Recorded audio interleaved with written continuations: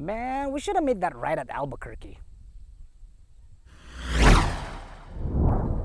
A lot, and I do mean a lot of you, have been waiting for a review of this Suzuki. Well, to be honest, we did get it quite some time ago, and we do have a written article on it on AutoDeal.com.ph. But the video review, yeah, we kind of held out because we wanted to do something pretty special. To take it to its somewhat natural habitat, I guess. 17 wrong turns later, we're finally here. We apologize for the delay, but here it finally is, the Suzuki Jimny. You know, I want to walk out, but I'm scared a snake's gonna jump up and bite my ass. That's not funny, Earl.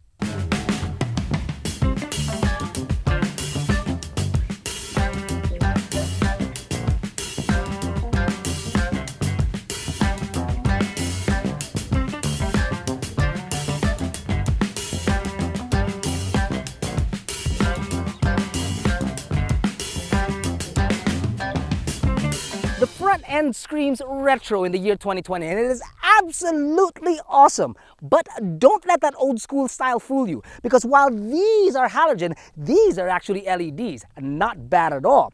This grille right here is reminiscent of the third generation or the previous generation Jimny, which is nice. You've got a burly bumper with washers down below, and a front end and aerodynamics all over the car that resemble a milk carton. But I don't think there's anybody out there that minds. When you open her up and get past the Jackson Pollock style that we've done to the engine, you're looking at a 1.5-liter, 4-cylinder, 4-speed automatic transmission that produces 100 horses and 130 Newton-meters of torque. Yes, I understand that isn't a lot of power, but this is the same engine as found on the Ertiga. And if it's good enough for that guy, and this guy is only 1,100 kilograms, well, that's more than enough. Now, in city traffic, where this thing will stand out like a white man playing golf in the 70s, it'll do about 8.5 kilometers per liter in heavy traffic. Now, when that clears up, you're doing about 12.5.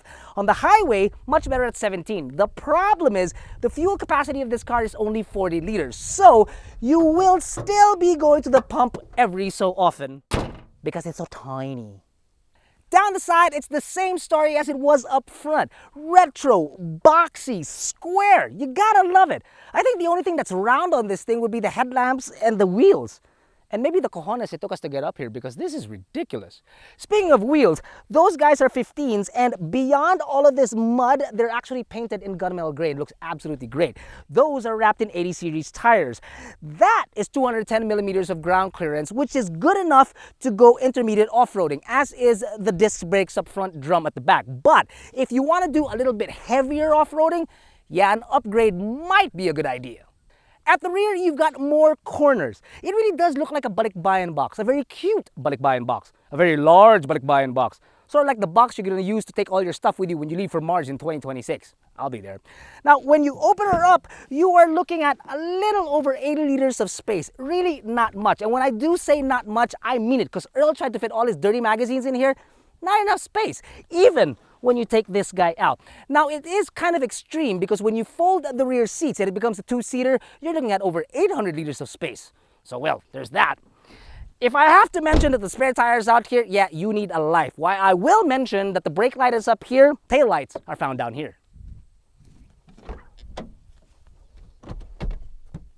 Well, we done it. I'm finally inside a car where I am not comfortable in the rear seats. Me, my tiny little frame. Sure, the headroom is okay, but the legroom, yeah, that's really not gonna go anywhere. And there are no toys back here either. There's no center armrest, no cup holders, no charging points, no air vents, no speakers, and nada, zip, zilch, zero. It makes me want to say that this car might not actually be a 4-seater, might be actually a 2+2, because these seats are actually good for only a Doraemon, which, by the way, you can get for free for every purchase of Suzuki's that you get on AutoDeal.com.ph. You like that segue? The one thing I will give the rear seats, however, is that if you gotta get out of here quick, fast, and in a hurry, it's not a problem at all. Now, I may have been wrong about saying that there's only round things outside this car, because in here, there are a lot more round things, yet paired with a lot more squares. The first thing that will greet you, however, is this massive box, which is your infotainment system that doubles as your reverse camera. It seems like it's something out of like the Batmobile. Now, it can connect to your phone via Bluetooth. However, it does not have Apple or Android capabilities. But at the very least, it has this really cool function that when you go off-road, it gives you all the information that you need.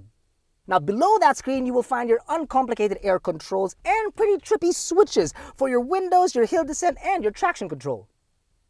The steering wheel feels great, and the buttons that control your infotainment and cruise feel good too. There's a digital trip computer here, flanked by 2 analog gauges, and this sort of like rugged casing that looks like, I don't know, a watch, a dive watch. Now overall, it's not the most premium interior out there, but hey, there's a fly on the... Are you serious? Yep, now it's gone. This is not a G-Wagon.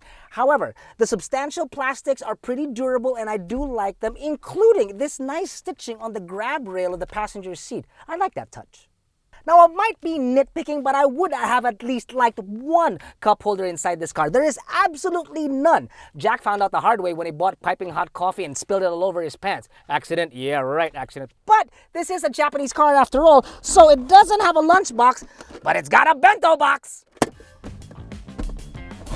The Suzuki Jimny GLX comes equipped with dual front airbags, ABS with brake assist function, hill hold control, hill descent control, stability control, immobilizer, chronometer, rear parking camera, and ISOFIX tethers. Yo man, this thing has ISOFIX tethers? That's pretty awesome!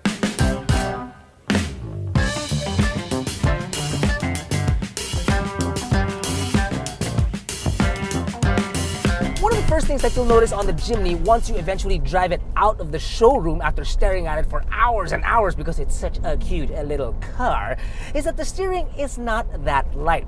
It leans a little bit on the heavy side. It will catch you. It's a little bit surprising, and that's probably because of the solid axles. Now, it's not necessarily a bad thing. No, I actually quite enjoy it. But to most people who look at the car and its size would expect light steering, yeah. Get ready for a little hoosa hua la la wala. By the views outside our window, you can tell that we are definitely not inside the city. But when you are inside the city, where this thing stands out like an ostrich running around inside a private village, man, did you see that? It's like friggin' Jumanji. This thing is actually pretty easy to drive.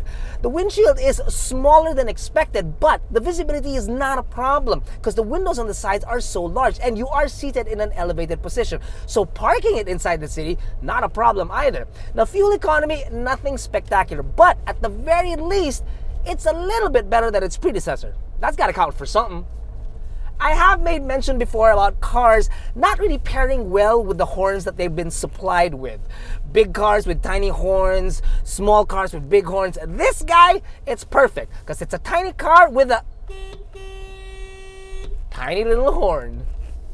Because of its size, its short wheelbase, and the bit of the weighted steering wheel, it does make for a good drive on provincial roads. Just don't expect to go up against Miatas or corner like them because, well, of two things. Number one, you are still very much high up, considering no matter how small the car is. And number two, the engine isn't that of a monster truck, okay? But it does very well for a car of this size. Oddly enough, on the road, you see so many Jimnys, but they never look alike because people love to modify them. Even want to go to an extent that you make it look like a Defender, calling it the little D. Literally, the little D. That's Jack's joke, by the way. That's not mine. But it's true, though. Now, for a person like myself who loves stock cars, this is one particular automobile that I don't mind seeing variations of. I love seeing them souped up because it is just so adorable. Number one, the engine. You can hear it from inside the car. It kind of sounds like a hornet's nest when you're like ringing the engine. Number two, well, the air conditioning system in here is good, but the insulation is not great. So the car will get warm under the Philippine sun. Now, a lot of people have done it with previous generations that they've tried to put goodness knows what contraptions that they've tried to make sure that the car stays cool or gets cooler during hot days. That is something definitely that Suzuki should work on, and if they don't, then you yourself are going to have to do it outside the showroom. Quite simply, the Jimny performs adequately on the road, even on inclines such as this. But where it wants to shine and blow its competition out of the water is off the road.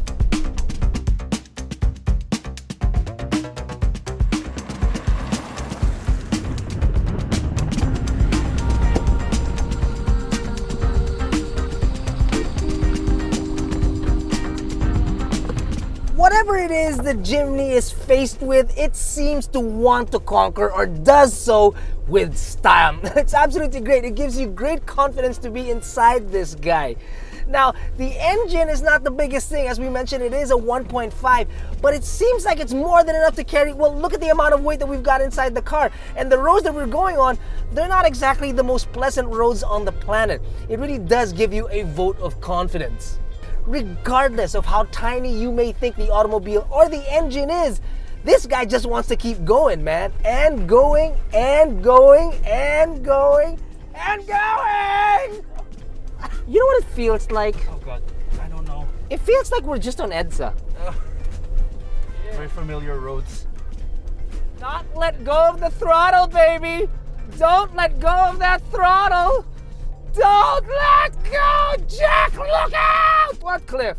There's no cliff. Stop! Is that a cliff? Yep, it is. Oh, that's a cliff. I go through here between the thing. Well, that's a big cliff. How would I go? I guess driving with your eyes open is better than driving with the force, huh? Oh my God. Capture genuine fear.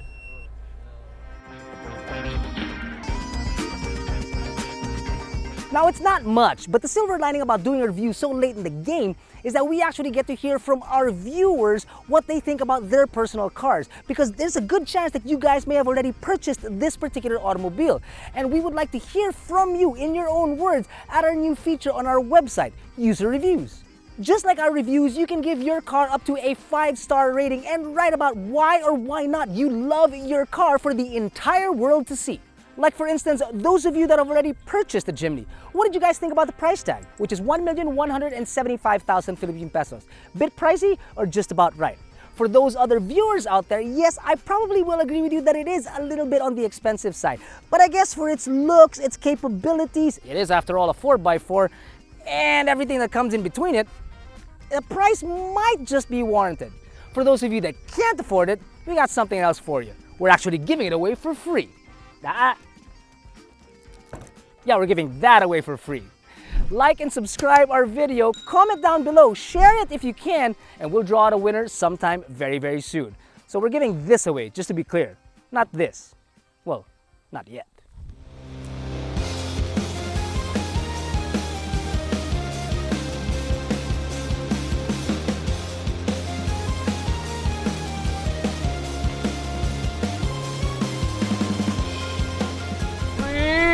Acres is the place for me. Farming is the life for me. I don't even know if that's the lyric.